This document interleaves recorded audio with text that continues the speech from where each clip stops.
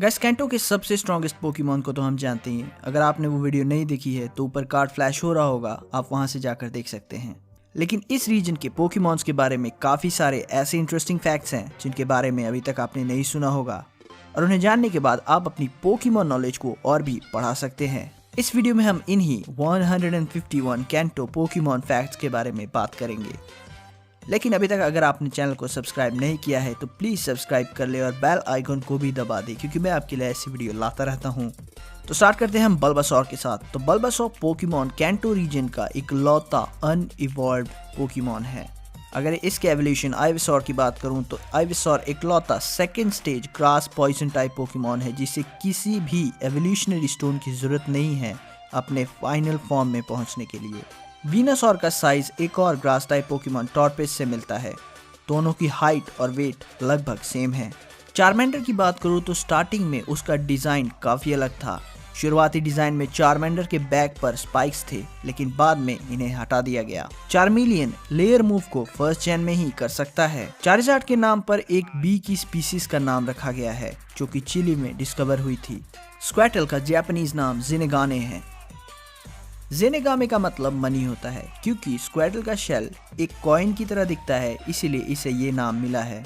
Pokemon entries के हिसाब से देखें तो वॉर टर्टल 10,000 साल तक जिंदा रह सकता है। ब्लास्टॉयल के शेल में 2 कैनन्स लगे हुए हैं, लेकिन पोकेमॉन गेम्स में इन दोनों कैनन्स में से वाटर कभी भी निकलते हुए नहीं दिखाया गया है।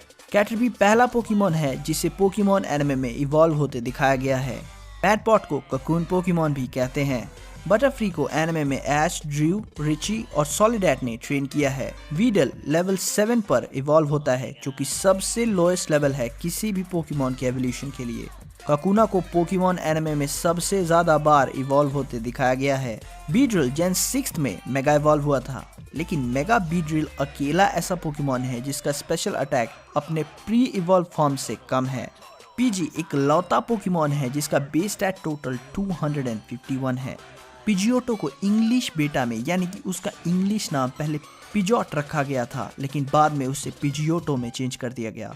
पिजियोट एक लौता ऐसा पोकेमॉन है जिसका बेस स्टैट 469 है।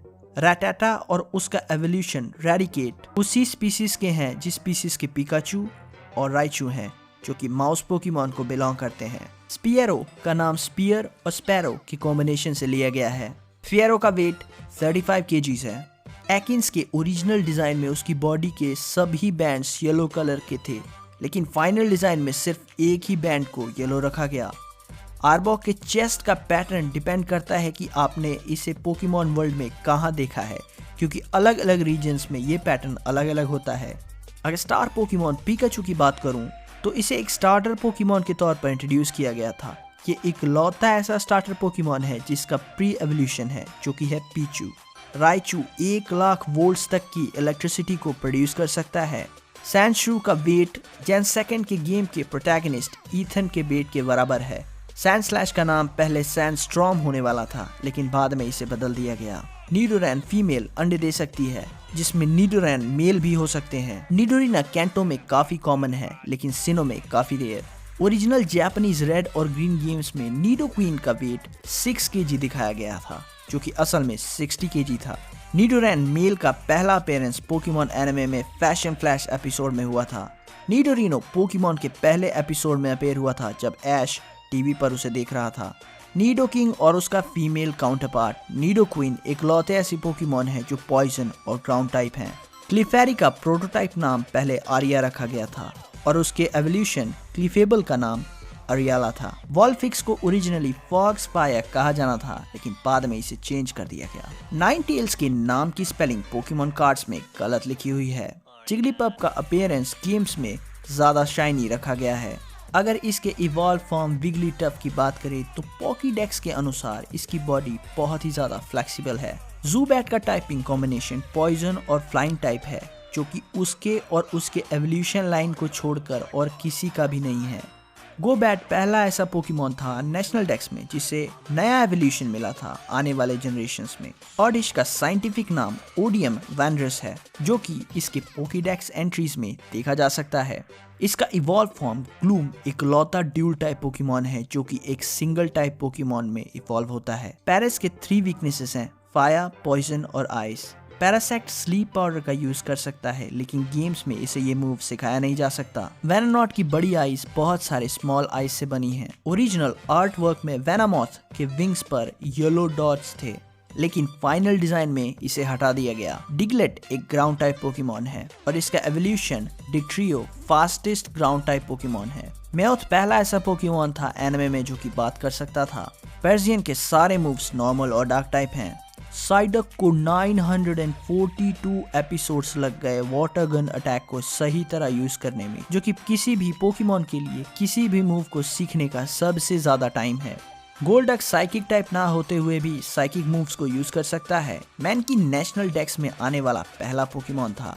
पॉकेट मॉन्स्टर एनिमेशन की माने तो प्राइमैप ही वो पोकेमॉन था जिसे देखकर पोकेबॉल्स को इन्वेंट किया गया। ग्राउलेथ एक पपी पोकेमॉन है।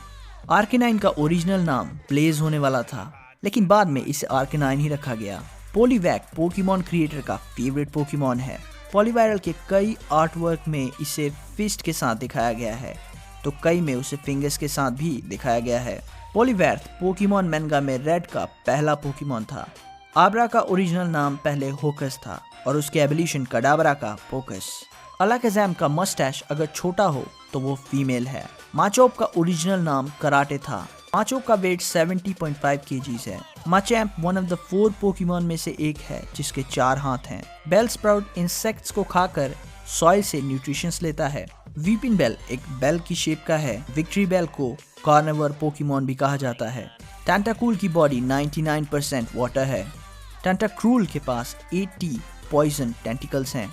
जियोडूड का वेट ओरिजिनल जापानीज गेम्स में 2 kg बताया गया है, जो कि असल में 20 kg है। ग्रावेलर अपने खाने में रॉक्स खाता है। गोलम अपने हाथ और पैर अपने शेल के अंदर ले सकता है। पोनीटा के शाइनी फॉर्म में उसके फ्लेम्स ब्लू कलर के हो जाते हैं। पोकेमॉन की पहली मूवी में कुछ सेकंड के लिए रैपिडैश की बॉडी पर कोई भी फ्लेम्स नहीं थे। स्लोपो का ओरिजिनल नाम स्लो नो था।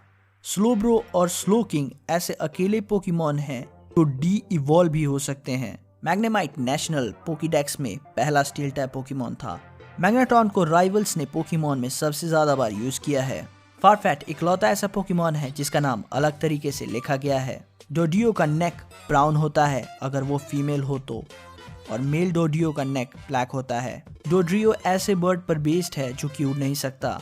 सील एक इकलौता नॉन आइस टाइप पोकेमॉन है जिसके पास आइस बॉडी की एबिलिटी है। ड्यूगोंग पहला आइस टाइप पोकेमॉन था जिसे नेशनल पोकेडेक्स में जगह मिली थी। गीमर दूसरा ऐसा पोकेमॉन है जिसका वेट एवोल्यूशन के बाद भी सेम रहता है। मक का नाम पोकेमॉन में सबसे छोटा है। ये टाइटल ये म्यू के साथ शेयर करता है। शेल्डर लेवल 161 पर हाइड्रोपम्प का यूज कर सकता है। क्लोएस्टर का शेल डायमंड से भी ज्यादा हार्ड है। कैस्टली और उसका एवोल्यूशन फैमिली इकलौते पॉइजन टाइपिंग है जो कि डार्क टाइप्स मूव्स के सामने वीक हैं। हंटर का साउंड हर जेन में डिफरेंट रहा है।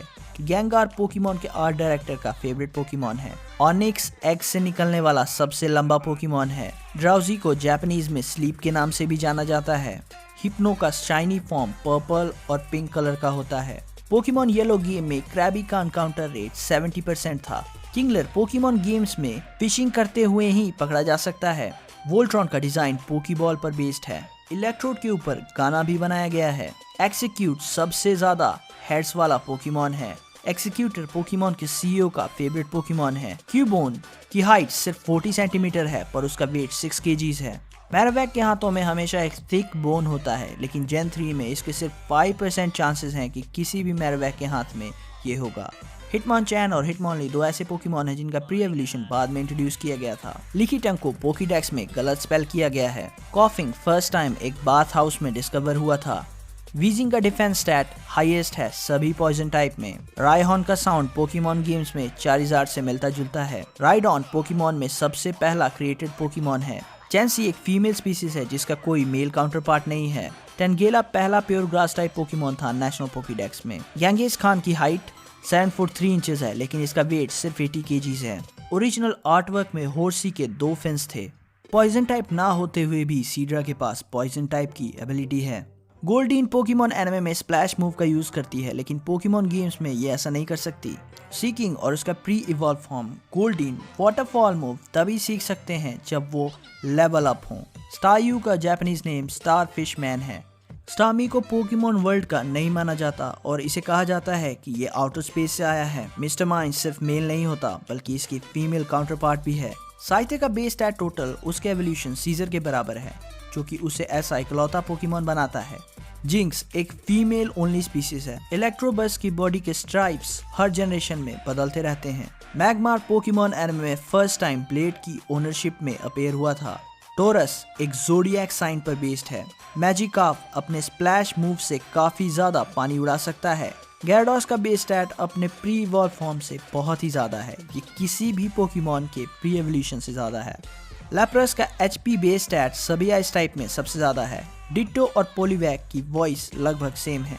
ईव के एवोल्यूशन फैमिली में सबसे ज्यादा पोकेमॉन है।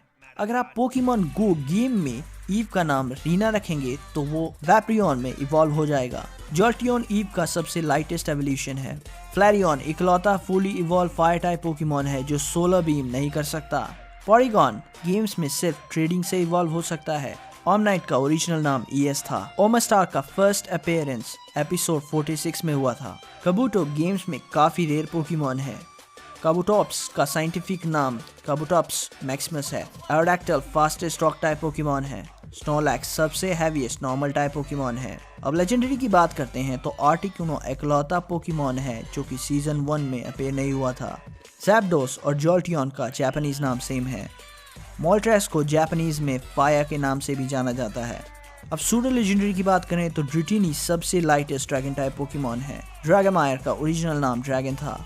ड्रैगनाइट के पोकेडेक्स एंट्रीज के हिसाब से ये साउंड की स्पीड से डबल तेजी से उड़ सकता है। म्यूटू म्यू का क्लोन है, लेकिन पोकेडेक्स में ये इससे पहले आता है और म्यू पोकेमॉन गेम्स में सबसे रेयरेस्ट पोकेमॉन है। वैसे अगर आपको ये वीडियो पसंद आई है तो प्लीज़ वीडियो को लाइक कर दे, चैनल को सब्सक्राइब कर दे और बेल आइकन को भी दबा दे, क्योंकि मैं आपके लिए ऐसे वीडियो लाता रहता हूँ। Thank you for watching. मिलता हूँ आपको अगली वीडियो में।